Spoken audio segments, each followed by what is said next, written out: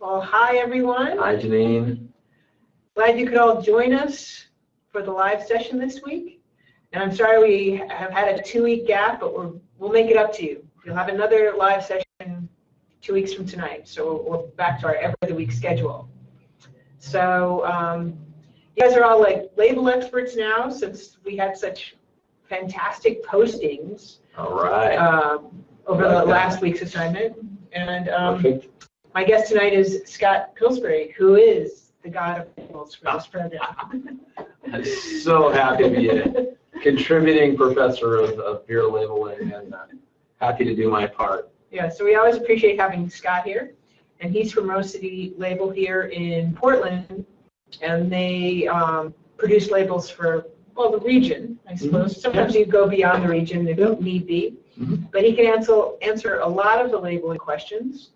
And we'll kind of go through the ins and outs of labeling tonight. So I will let Scott start. He's going to tell me when to change the slides. Yeah. Well, thank you, everybody. Happy to be here. I really do enjoy doing this. And everybody's got good questions. They're interested in labels. And I just started my 21st year at Rose City Labels. So I love this stuff. And beer labels have become a big deal for us the last 3 or 4 years. We're now printing for 56 breweries, and most in Oregon, but we've got some California, Alaska, Hawaii, maybe one in Texas, I think. So no cideries yet? Oh yeah, we Reverend Nat. Yeah, yep. And we did one for Abram for Cider Riot. So done some for Atlas over in Bend. So we're getting our fingers into cider. So doing our part. So good. Next slide, please, and raise your hand. We've got a pretty good presentation, and I always say I'm going to talk faster so we have more Q&A, but I end up, going through the slides in 35 or 40 minutes. So, do you want people to interrupt you? Some of the stuff ends up getting answered as we go. Okay. So maybe hold them, but try not to forget them. I don't want to do it that way. But anyway, here's a selection. The picture's kind of washed out. You can't see it, but those are all 22s. That's the primary format, anywhere from 2 to 6 colors. Lots and lots of small craft brewers, mostly here in Portland. So beautiful sunshine in Portland, Oregon in the backdrop there. So it's like that every day. Yeah, every day. Next slide, please.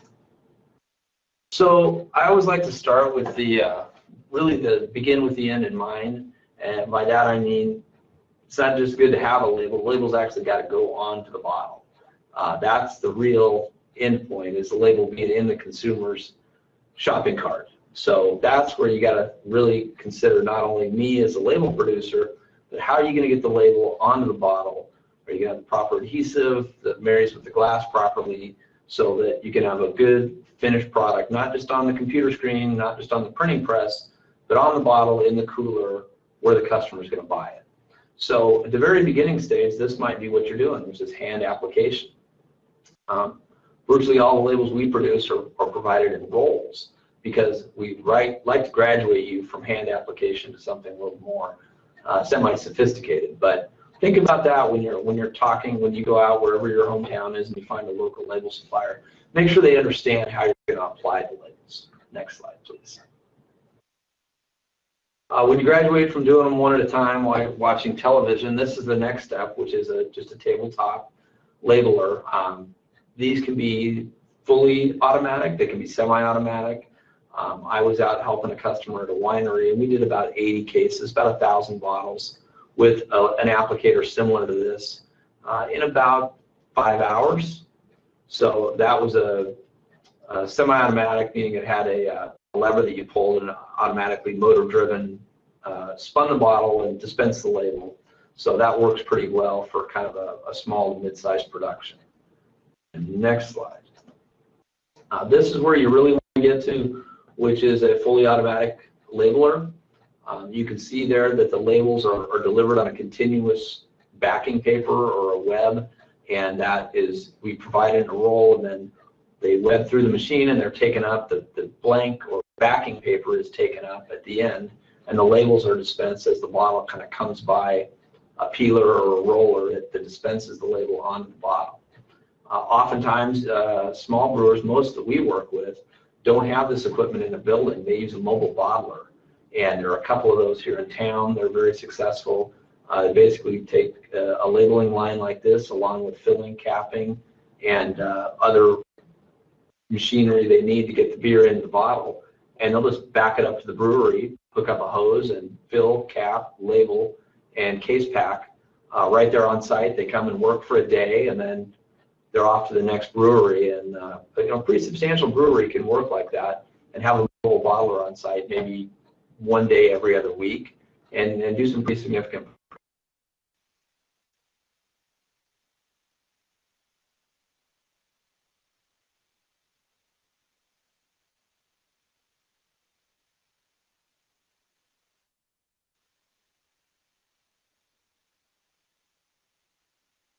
We're trying here. We're having a little slight advance problem. Oh, close. Beautiful. Yeah. All right. So again, the whole focus of that first segment is remember beginning with the end in mind. Make sure whoever you're working with has worked with beer labels. They understand the adhesive. They understand putting them into an ice bucket. And ideally, they have either knowledge of the applicator you're using, or they have a good alliance with a mobile bottler. Oops, audio choppy. Sorry. I'm gonna press on. So here's examples of 22-ounce labels that we do. Different design. Really, there are two primary ways of printing labels. One is digital, conventional. Digital is growing, and economies are getting better with digital, meaning that you can get to a much higher run length before it makes sense to convert over to a conventional printing press. But all the labels you'll see tonight are conventionally printed. And that's still kind of the sweet spot for anything above 5,000 labels, which is kind of where most of our customers fall. They tend to buy 10 to 50,000 labels at a time. But digital printing is certainly a good option as you're starting out, or if you're doing shorter run seasonals. And like I said, we just upgraded our digital press. So now for us, the economic sweet spot is maybe 8 to 10,000 labels. We'll advise you to go away from digital and go traditional printing press for a better economic. Next slide, please. Is the audio still choppy?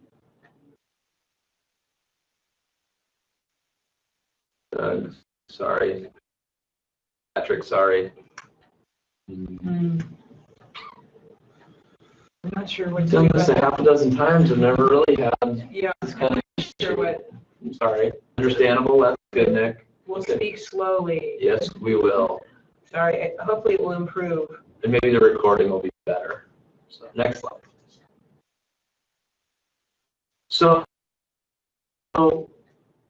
in digital printing, the complexity of the label doesn't really affect the price. In conventional printing, it definitely affects the price. So on the screen now are Groundbreaker, formerly known as Harvester, wonderful gluten-free brewery. Their labels are all basic, maybe three. For most people, the white is the color of the material. I always get that question. It doesn't count as a color. So that might be two blues and a black, or it might be just green, black, and blue.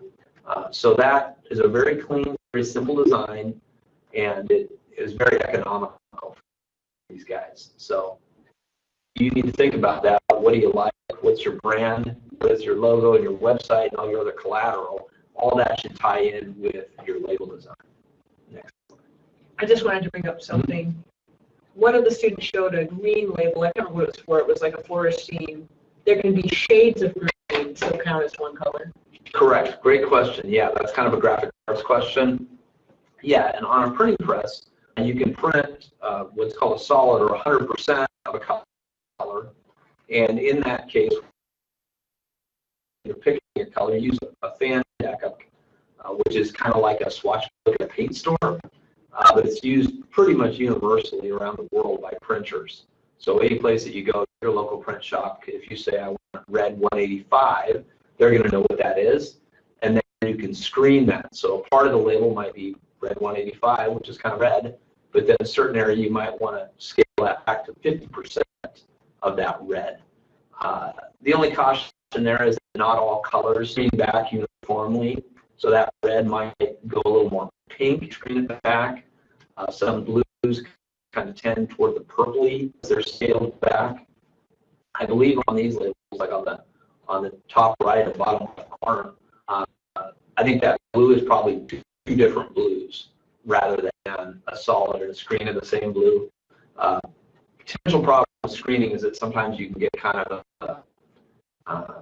the pattern isn't uniform, or it can have banding, or just not look as clean, and that's just can be an issue. But it all depends on your artwork, and consult your local label provider. I'm sure they can help with that. So this is another assortment of labels. Again, everything from 2-color to a more complex. The one on the left edge there up, that's probably, right there with the black center. That's probably a 4-color image in the center oval, and then black on the outside there. So that's a, turn down the volume on our mic. Do we know how to do that? Good idea, Bill. Thank you. Up there. Going to mute. Sharing. I think that might be a, how about down there in the bottom right hardware setting, like in the tray there? Is there like where you set the volume for our speaker? Maybe. And that's our speaker. No, that's we here. Great idea. I think we might need tech support for that. The other thing, though, that people always ask, and I'll address it here, is complexity of the label. Again, digital printing doesn't really matter with cost, but on the traditional press, more colors means more setup means more cost. So what does that mean? A digital label, quantity is the other thing that drives. Besides complexity, quantity is the biggest issue. So if you're in the digital label and you're doing 1,000 of them, you could easily pay 50, 60 cents a label. When you grow in volume and you get over the cost, you move to a traditional press now, you're going to pay about $75 per color for setup. If you get a 4-color label, it's $300 in setup. But after that, you get up to 10,000 labels, you might be paying 10 labels. And you get to 50,000 labels, you might be paying 7 cents a label. So really, economies of scale, volume drives that cost down. Doesn't mean you should buy a 2-year supply of labels, but definitely that's kind of a parameter pricing. And that's using a standard 4x5 inch size, what we do for virtually all of our 22-ounce labels. So just for a point of comparison. Let's go next. Die cutting is also an option that a lot of people like. This is a great design for a great brewer. They've got that rounded top. This guy buys 25,000 labels 2 to 3 times for probably the last 7 years. These happen to be 12-ounce bottles, but he sells them as singles, like oftentimes we see with 22s. He's just got a really unique style of beer and quite a following, and so he could sell a single 12-ounce bottle for $4 or $5. And so the investment he made, he probably paid $400 for that die, but it was 7 years and 1,000 labels ago. So it's really not a huge investment. Paid that back. Paid that back a few times because he loves his logo and it really makes the label look nice on his bottle. So next, please. This is another thing, and yes, they do make some great beer. This is Upright Brewing, also here in Northeast Portland. These guys are what I'm seeing a lot more of, and really this is kind of tying into what you're doing with the business. These guys bottle in a 750 ml, almost like a low white-shouldered Pinot Noir bottle. The label is very low and it almost wraps all the way around. That's a big label. That might be 8 or 9 inches from left to right, as opposed to a normal or standard label. It's 4x5. So this guy's paying, even at decent volumes, he's paying 25 and 40 cents a label. But he's selling, he used it more like a wine bottle with cork, and a cage, and a neck foil, and he's selling a bottle for $16. So it's really the label design, both the size of it, the complexity, and the graphics, kind of have to tie in with your business model and what niche you're going after, doing barrel aged, real high end, small batch, or are you doing, trying to make the biggest IPA with 110 IBUs and then compete on the shelf at new seasons. So the label design has to flow from your business model and your, really your target market. This is another great example. You see the label in real life, the waves coming over the bow, that ship, just the detail is fantastic. Like I said, I've been doing this 21 years, and we couldn't have even printed that label 5 years ago. So, and this is not a commercial for Rose City Label. I mean, all labels got so much better. Anybody that's kind of stayed in the game and stayed current really has some amazing print technology these days. Next slide. Oh, so that's a digital. No, that's Flexo. Oh, that's a but just the pre-press, the plate making, the artwork, all of that has gotten a lot better. Here's another interesting 5-color label. You can't tell from is it the top little offset there? It's die cut, special shape with that little bump out on the top. But the words Block 15, which is the name of the brewery down in Corvallis, and also the Pappy's Dark, which is kind of that script, that's a foil stamp. So that's a completely separate process. We print this label on a regular beer lid printing press, but then we take it to another machine with a flatbed, engraved, old school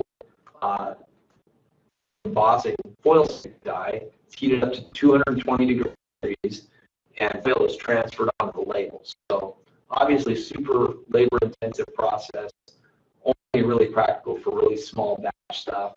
But these guys, again, have got a very specific target. They only buy a couple thousand of these at a time, and they're willing to pay that foil stamp. Probably adds another 15 or 20 cents to the price of the label, but it's worth it to have a package that kind of reflects the brand they're going after. So that's the thing: the embossing, foil stamping, anything else that you can do in terms of embellishment really can add to your packaging. So this is a clear label that actually went on a 22-ounce can. Base Camp here in Portland, great brewery, nice people. We went into cans right away. It's a very smart family, tons of money behind it, well-funded. And so they were able to go right into cans, and they've got a unique can that actually is the shape of a bottle. And it's got a bottle cap. Can Scott say something about the labels that have been painted on? Oh, great question. Yes. Like Rogue, yes.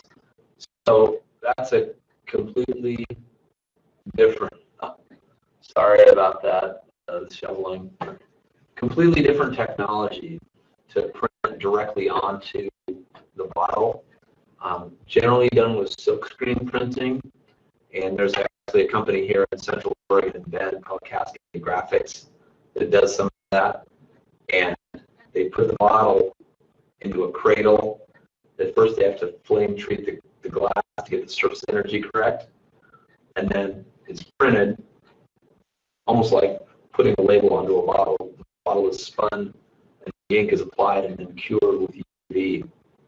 So that's not something that we do, so I don't know much about the process or the pricing. I do know that since it's directly applied to the glass, it's basically screen print, so ink is squeegeed through some kind of a mesh screen. I don't think that you have as much color control in terms of doing a photographic image. It's nice because you don't have to put the labels on, but the limitation, and same with cans, like I was talking about before we got cut off, you have to buy a lot because you're going to need an inventory of bottles for IPA, and different inventory of bottles for porter, and different inventory of bottles for your lager. So it can be a little bit of a supply chain issue, a storage issue, and a cost issue, whereas you can store, and typically people do gang run multiple different labels together on one order, and so they get the economies, and you can store 10,000 labels in, in 2 boxes, as opposed to 10 pallets of glass. So don't know as much about it. There are probably some eco considerations because you don't have a separate label or glass, but it's definitely screen printing directly on the bottle. And now we're uploading our files again, apparently. So thanks for doing this via text message. Here's another question. I was wondering if you've heard of putting beer in 3D printed containers. Great question. I don't know anything about it. I think it's really cool. I think the question would be not how the container is made, whether it's 3D printed or blown or molded or whatever. It's what is the container? What are you making it out of on the 3D printer? Is it a food-safe product? Is it recyclable? Is it water or liquid tight? And then how do you seal it in order to keep the beer fresh? But I've never heard of it being done, but it would be super cool. And I think someone will probably try it. Maybe it'll be you. Jonathan, yeah, great idea. But again, my very limited idea would be it's not so much about how the container's made as it is about what it's made out of. Is the food safe? Is it sterile? Can it be cleaned, prior to putting the product into it? And another question. 3D printing. Yeah, that's the thing I was gonna say as well. It's a very slow process right now. So unless you wanted to create a unique shape for each bottle, if you wanted to make a different shape for each container, maybe it would make sense. But mass production, I don't think it makes economic sense. Does anybody else have questions while we're still uploading our slide? 60% complete. Do labels with bump outs or die cuts cost a lot more than square rectangular labels? Great question, Janine. The answer to that is no. Most everything that we do is die cut in one form or another, because cutting allows you to deliver them on a continuous backing with a gap in between each label, and that gap is required so that your labeling machine can see where the label starts and stops. That's how it aligns the label properly on the bottle. So all the labels that we produce are die cut, even if they're just a rectangle. So the only cost you're looking at is the cost of the die itself, the actual physical engraved cutting die, which, depending on the complexity of the shape, that's going to be a one-time cost between $300 and $600. And you can use that die over and over again. We always say that a die is good for 1 million labels, and after that, we'll buy you another one for free. So it really is a one-time cost. Just to pick up, we should have the slides back in just a minute. I really apologize for this, but the slide that we were on, I was showing you a clear label, which is becoming more popular. And in that case, it was going onto a can. This particular brewery, Base Camp, they bought a huge inventory of cans, like I mentioned, for each of their SKUs, their porter and lager, and they have a bunch of really interesting beers. But they also wanted to do very short run seasonals, like 5,000 at a time. So they bought additionally some blank cans and then bought these clear labels to kind of tie in with their brand. And because it was clear, you could still see the aluminum can and it looked like a can. So that worked out well. And one more question. What about stickers like Heineken, price and availability of machine-placed labels. Label cost, again, is based on the technology, the run length, and then probably third leg is size of the label. So a small label, like a front back, like on a Heineken, a clear label, could be potentially less money. Many label machines will do a front and back, and not a problem at all. I just was talking to a winery today down in Southern Oregon that did a bottling run yesterday, and they have fronts and backs interleaved on the same roll, which is really common for wineries, and they apply just fine. Is the shape of the label a factor? Within reason, no. If we get our slides back, I'll show you a really cool label from Crux over in Bend that's just kooky shape, and it was very difficult. But within reason, shape of the label, oval, rectangle, circle, is not a problem. Paper stock, different colored paper, textured paper. More common, sure, no problem with that answer. More common in wineries, a thicker textured paper. I can tell you that printers don't like them because they're difficult to print on. Our traditional press inks are water-based, which means they're very environmentally friendly, but they're also a liquid. They're about the viscosity of motor oil. So when you're printing on a rough, textured surface, it's almost like printing on a sponge. So those pits and valleys that you're printing on, and I'm moving my hands here, but you can't see me. I'm sorry. I'm going to join it a different way. That rough, textured surface makes it difficult to print clear, crisp images. It's difficult to print a large reverse, a large solid area without having some pinholes. So it's difficult to print on. Oh, webcam preview. We're getting close. Anybody see me? Oops. Can you guys see us? Anybody see us? We've got the webcam. I have to switch over to. Okay.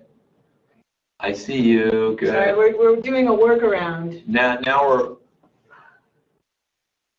Now we may not have slides, but we do have video.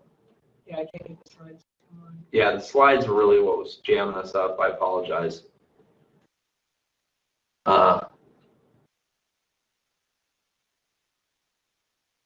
Okay, so we're going back to Ron.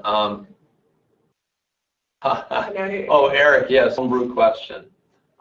So I answered, I hope, the one about textured or colored papers. Typically, as far as colored, you're better to just print the color.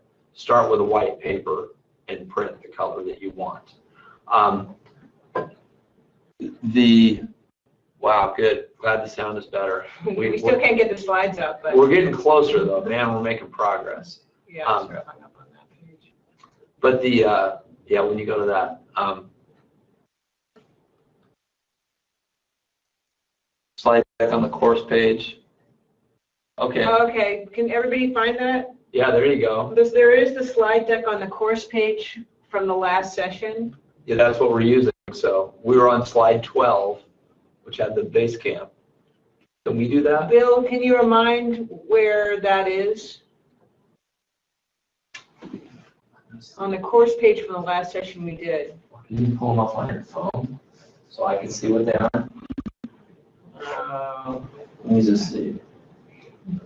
Doing real workarounds here. Yeah, he's going to pull them up on his phone because we can't actually bring them up on our.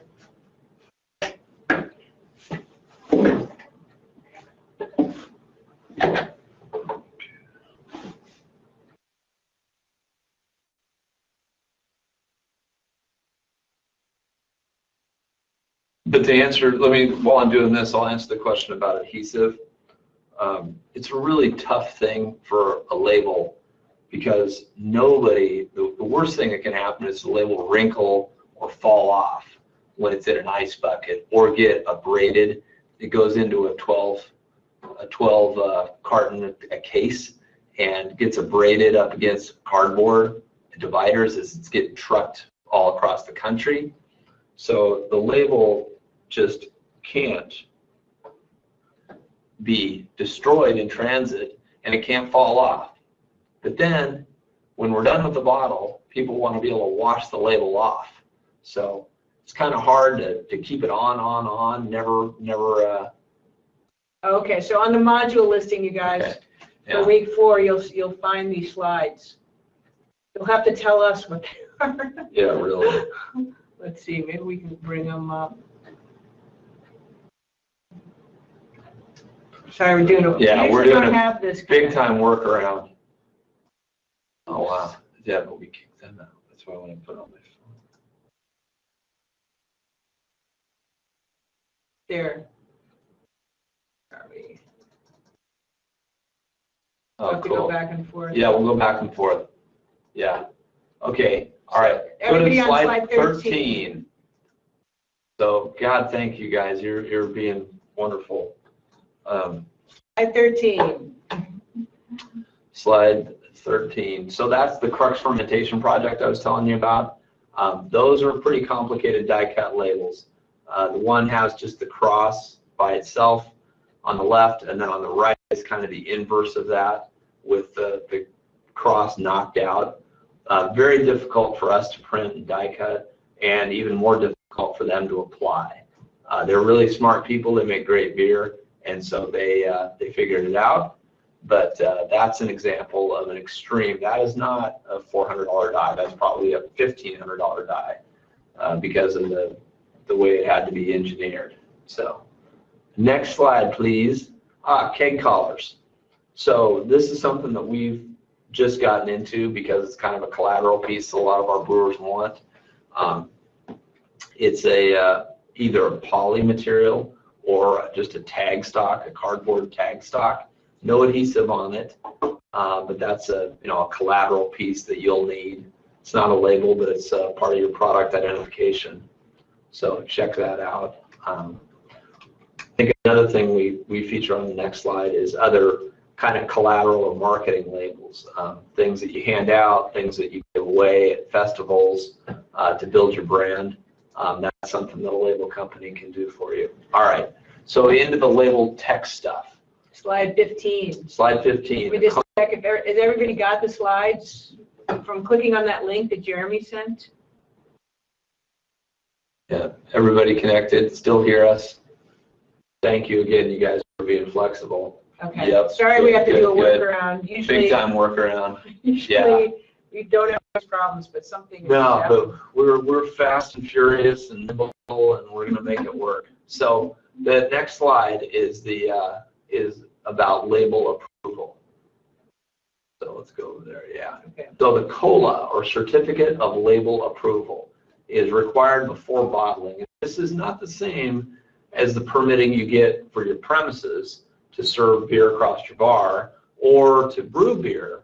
There's a lot of government approvals. I just had a meeting with a brewer last Wednesday, and they're 6 months in to their approval process, 148 days. I guess not quite 6 months, but they were very frustrated. So this is separate from that, specific to labels. So handled by the TTB, or Tax and Trade Bureau. If you don't sell across state lines, if it's all done, bottled, and sold within your state, you may have an exemption from the federal COLA, but you will have probably some kind of certainly a state approval. And just to keep it exciting, sometimes the states have different requirements from state to state. 60 days is probably an average for a COLA. They are not speedy. The government does not work on your timetable. They are not entrepreneurs. That's why they work for the government, and they're wonderful people, and they're trying to keep us all safe, but no sense of urgency. So please plan accordingly, and don't let that last minute rush fall to your label provider, because it's not fun for anybody. Questions? Sound is good now. Good. All right. Thanks. We got that part figured Well, at out. least you can see the slides. And You're awesome. On the different, we have Yes. to click back and forth. Yes. Okay. So, No questions about COLA? yeah, look at that one. Again, the purpose of the COLA is to keep people from doing anything misleading. You can't make a beer label that says it'll help your hair grow back, it'll make you grow 2 inches taller, or jump higher. No misleading or false statements.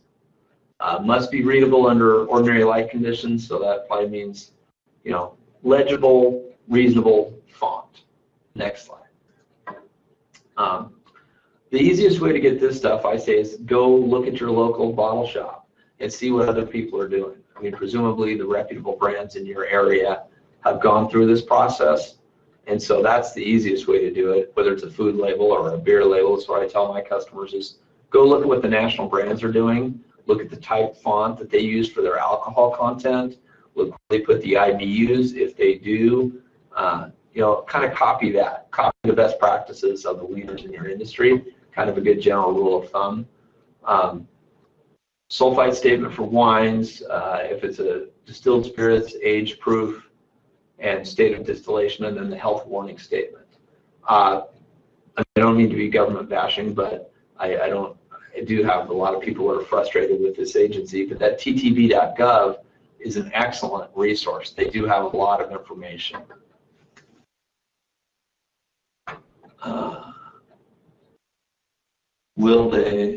Is there a website to show by state? I don't know of a website that shows. I think you're going to have to go to your local state government, your state Department of Alcohol, and talk to them. I don't know of a clearinghouse for all that information. Your local label company would also be probably a good resource if they do beer labels. We generally provide all these links to our customers, so we have PDFs that we've downloaded and just some good tips and tricks over the years. But I will say for us, and really for any label provider, we can't be ultimately responsible. This is a government document. This is an approval that you have to secure for your business and your brand. So I'm not a lawyer, and I can't give you legal advice. So definitely, you know, buyer beware. Doug says, Will they give you specific answers? Yes, they will, and I'll show you an example. But it doesn't mean it's always fair or consistent. Full Sail Brewing here in Hood River, they probably had 50 labels approved, and they turned in their 51st label, and it landed on somebody else's desk, and they kicked it back and said, you can't just say Full Sail Brewing, it has to say Full Sail Brewing Company, because that's your registered name. And they would have said, you know, excuse me, what about the last 49 labels you approved? And they said, hey, you know, that's not the way I read the law. You're Full Sail Brewing Company, and that has to be on the label. It's still a human system. So, but I think, yes, they're not trying to trick you. They do want you to have a good label, and they want you to sell beer. So, like in this case, they said you need to add the word company and Full Sail Brewing. Generally, yes, they will. Would there be an issue of colors, lettering, content? Yes, absolutely. Particularly the government warning, but any other required element like the alcohol content, the net contents, you know, 16 ounces, 22 ounces, it's got to be readable, and a function of that is the type style, the size of the font, and also that contrast in color. So yeah, that's definitely is a factor. It's got to be readable in what they consider ordinary light conditions. Next slide, please. okay, we're on slide 17. Slide 17, and I did tell you at the end of that one that while these rules are evolving, craft beer is just blowing up. I mean, Budweiser, Miller, and Coors never had as many creative labels as all of you guys. So I think this government agency is just overwhelmed with the massive proliferation of brands and the creativity. And as I said at the bottom of the last slide, I mean, you think it's bad for beer, you know, mead and cider and all these other kind of high octane alcohol beverages. You get, you know, infused coffee, and now here in Oregon we're getting into marijuana products. So lots and lots of, the market is going miles ahead and the government is just barely catching. So to give them a little bit of credit, it's not their fault. This is a radically changing landscape, and I think they're trying their best to catch up. So these are kind of the other hot buttons, and I got all this information, I will say, from a conference here locally in Portland that was actually aimed at producers, and it was called, legal issues around breweries, wineries, and distilleries. It cost me about $500 to go to for a day. It was actually targeted at lawyers who practice in this area, and the lawyers got continuing education credit. I would highly recommend that. I got a big 3-ring binder, tons of case studies, examples, not all related to labeling, but everything, all the legal ramifications of running an alcohol establishment. Alabama, hot arrogant bastard, 4x free the hops earlier today. Blocks Founders Brewing from selling dirty bastard. Not meeting ABCs. Well, yeah, that's the state of Alabama. Yeah, there's definitely, there's a lot of inconsistencies, and we'll talk about those in a minute. But again, this is general information. Your mileage may vary. It really does depend on your particular state and what you're trying to do. General rules: no false or misleading statements, no representations of analysis, purity, or a product guarantee, nothing that disparages a competitor. You can't call out somebody else. No image or name of a public person. You can't call it Abe Lincoln Ale or George Washington Porter. No misleading geographic references. It's not like wine where you're supposed to list the AVA or the growing region. There's no requirement to do that. But if you're making the beer in Texas, you can't call it, Northwest or Pacific Northwest Ale. That might be a misleading reference. No government, no armed forces. You can't put and again, I know you'll probably find an example of somebody that's done every one of these things and gotten away with it. It doesn't mean it's legal or right. It just means someone's gotten away with it. And then the next slide will show you my favorite example, which is no holy water. Okay, yeah, I tell you, my wife's a lawyer, but I'm not. So this is not legal advice. Use common sense. Ask your local label provider and consult your lawyer. This is your disclaimer slide. That's right, exactly. So this is Southern Oregon Slide Brewing. 19. Yep, slide 19 of 21. We're almost home. Great guy, dear friend, Tom Hammond, Southern Oregon Brewing down in Medford. Really a nice guy. And this guy's whole, I said earlier, but I want to circle back around to it. Label has to be a reflection of your authentic brand. Whatever it is that you're trying to sell, if you're fun and sportsy, if you're serious, old school, dark wood paneling, your brand has to have an authentic personality. This is my opinion as a label guy. From that comes the decor in your pub, your website, your logo, your t-shirts, hats, and merch, and obviously your labels. So this guy is a single guy, and it's all about SOB. His other beers are Pinup Porter, Gold Digger Golden, and Nice Rack IPA. And then just all this sort of double entendre and sort of male-oriented humor. So he makes this small batch of this Maibach, which he called holy water. I think it's great. It's got a chalice on there. I happen to be Catholic, so I thought this was great. So as this guy and a lot of people are prone to do, he kind of sent it to me and said, print these, and then simultaneously sent it to the government. Not the best practice, I might say, but oftentimes we get a little ahead of ourselves, out over our skis. And so we printed these. He had them on bottles, 5,000 of them here in Portland distribution, and TTB kicked it back because, if you go to the next slide, see the revised label, they said he couldn't prove that it contained holy water, meaning blessed by a priest. So they made him put the words holy water in quotes. He had to increase the size of the actual style of beer, which is Maibach, and if you can see it on the slide under that, it says contains no holy water. And I mean, that is the ultimate height of government hypocrisy. I love SOB too. Like I said, the SOB porter is one of my favorites. I like Black Butte Porter, but I think I like his a little better. But again, back to the previous slide.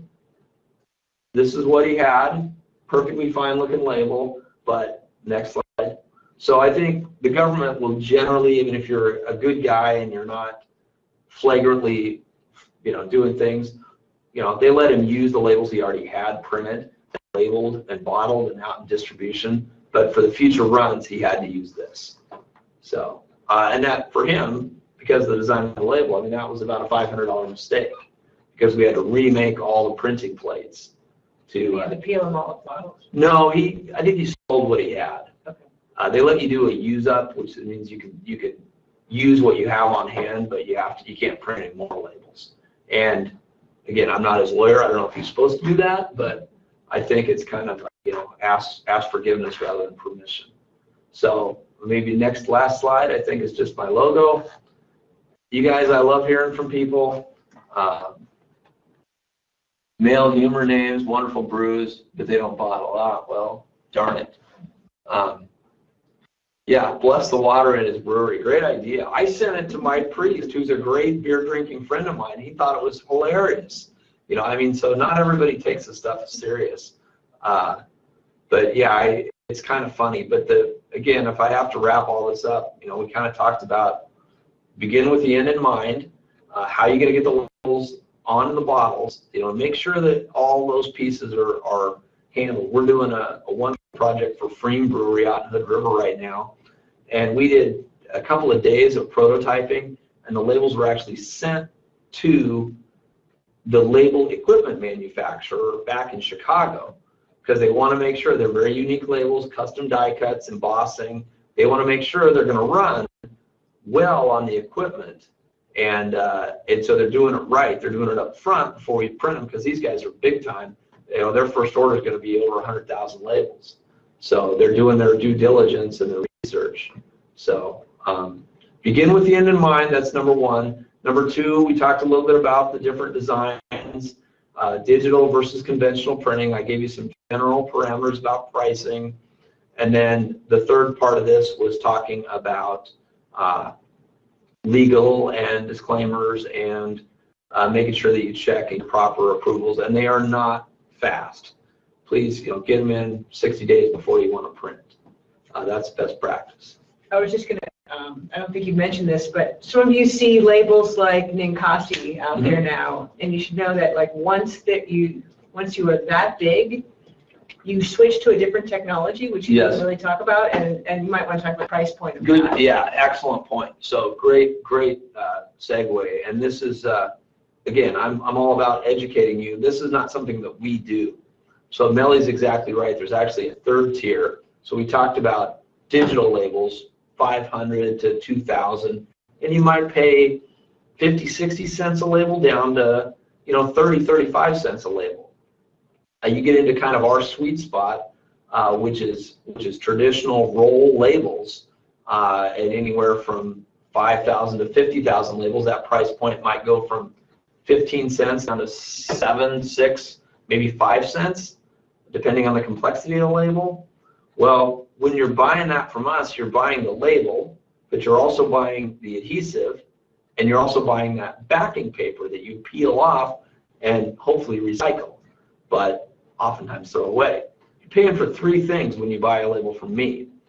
When, like Ninkasi, and more recently than that, 10 Barrel was a great roll label customer for us for their first few years, but their volume got to the point where they're running 100 or 200,000 or 300,000 bottles a month.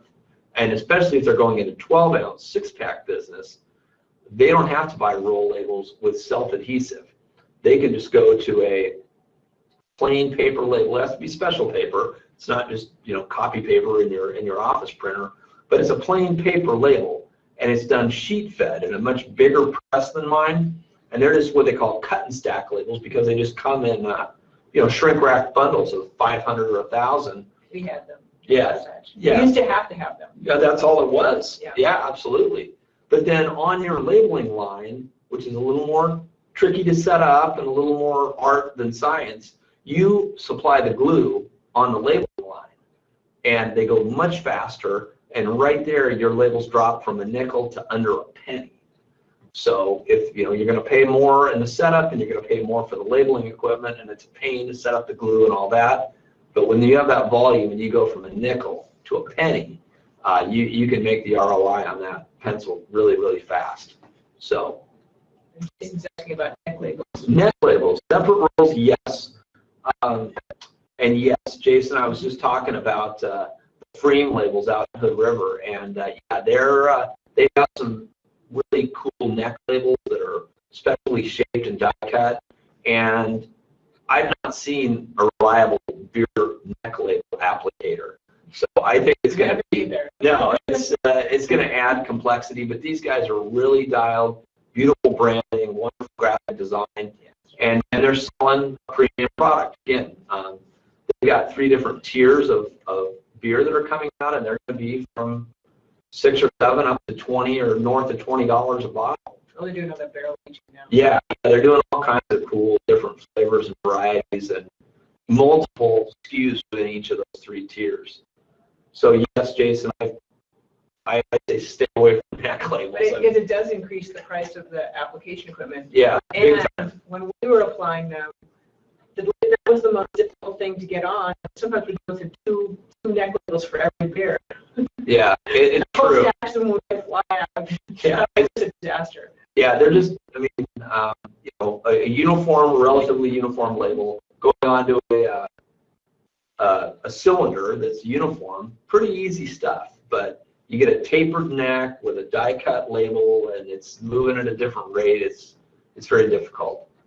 Patrick, thank you, and thank you all of you for, again, I've done this a half a dozen times and we've never had this kind of Yeah, glitch, we used to don't have a problem. Yeah. Happy to help you guys. Like I said, my email's on the last slide. Feel free to contact me. I love this stuff, and happy to help you any way I can. Thank you, guys. Yay. See you in a few weeks. Yeah. Is there a size that makes 1 or 2 piece labels better? Not really. Full surface area. So if you have 2 labels, a front and a back, that add up to the same size as the front as 1 label, you're going to be looking at roughly the same price. great? All right, guys. Thanks again. Hope to see you Cheers. drinking beer soon. Happy New Year.